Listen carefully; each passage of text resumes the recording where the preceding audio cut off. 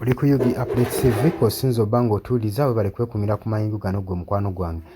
Democratic Republic of Congo eggwanga lino lisanze obuzibu lisanze nga liri ku pressure okugenda mu nteeseganya n'abayeekera bano ba M23 gwe mukwano gwange ali eyampuliriza beesanze nga bali mu kaseera akazibu ennyo okulaba nga bagendagenda mu nteeseganya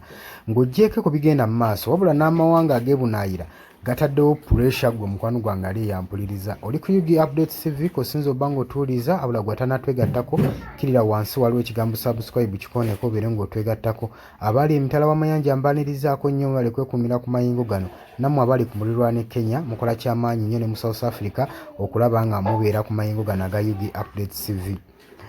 Ng'oggyeko international pressure egenda mu maaso mu Democratic Republic of Congo. Ng'oggyeko kubanga amawanga gano ag'e omuli eggwanga erya UK, US saako ne Germany ne France ogenda mu maaso nga gataddewo pressure nga baagala bano aba Democratic Republic of Congo bagende mu nteeseganya n'abayeekera bano aba M23. Naye ebigenda mu maaso Democratic Republic of Congo era yeevuddeyo ng'ekonfaminga ng'egamba okusinziira ku kirowoozo kyayo tebagenda kubanga bafuna direct talks n'abayeekera bano aba M23 mbu abagenze maaso n'okubanga badvansinga eri mu buvanjuba bw'eggwanga erya Democratic Republic of Congo. Jjukira nti nno weeks eziyise emabega eggwanga lino emyezi egiyise emabega abayeekera bano aba M23 bagenda mu maaso n'okuwamba ekibuga Goma saako ne Bukavu saako ne airports ez'amaanyi okuva eri mu Bukavu ne Buvuma saako ne Goma airports ezo nazo baaziwamba. Kakati wiiki ewedde UK government yavaayo n'esaba akabenja kano aka M23 kabeere ku bumu ku paati abagenda okuba nga batuula nga balaba dialogues okusobola okulaba nga bayamba okusolovinga conflicts ezigenda mu maaso mu ggwanga erya Democratic Republic of Congo. Bavaayo ne bagamba gavumenti yeetaaga okutuula n'akabinja k'abayeekera abo bateeseganye basobole okuba nga bakola ki bamaliriza conflicts ezigenda mu maaso mu ggwanga erya Democratic Republic of Congo n'abantu basobole okufuna ku luweerero. Kino kiyambeko n'abantu abamigratinga abava mu ggwanga erya Congo nga bagenda mu mawanga amalala population esobole okuba nga eddizibwa bujja saako n'okubuuminga economy y'eggwanga eryo abantu basobole okuba nga bakomezaawo n'emirembe gyabwe. Naye okusinziira ku interview yakolebwa ku BBS Democratic Republic of Congo Prime Minister Judith Suminwa Turuka yagamba nti no gavumenti ya ggwanga erya DRC teina peaceful talks zegenda kukola nteeseganya zegenda kukola n'abayeekera bano aba M23 wazira bo baagala kuteeseganya n'abo ku mulirwano bano ab'eggwanga ery'o Rwanda kubanga bagamba nti bo be basuubira okubanga be babaakinga abayeekera bano babawa amaanyi. Jjukira nti olunaku olw'eggulo nakuwadde ensonga lwaki akabinja kano akatono akababeera mu lubatu kalemeddwa era nga eggwanga erya Democratic Republic of Congo lisanze okulafuubana kw'amaanyi nnyo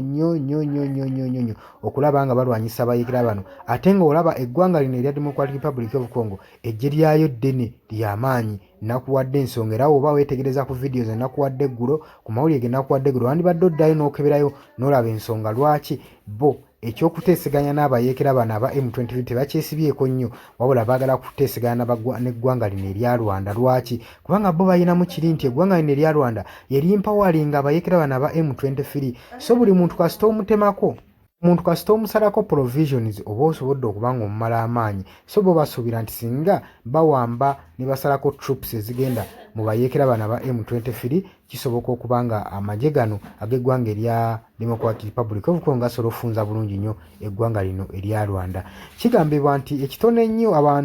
abantu emitwalo 8.85 ez'abantu abattibwa mu kulwanagana okwagenda mu June eyo mu Democratic Republic of Congo. Amazima gali nti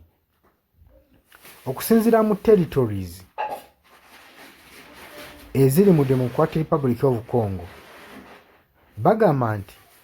Rwanda yegenda mu maaso n'okubanga ebaakinga abayeekera bano kubanga UN ekitongole kya UN United Nations experts kyava nekikola lipooti nti omwaka buli mwaka guyita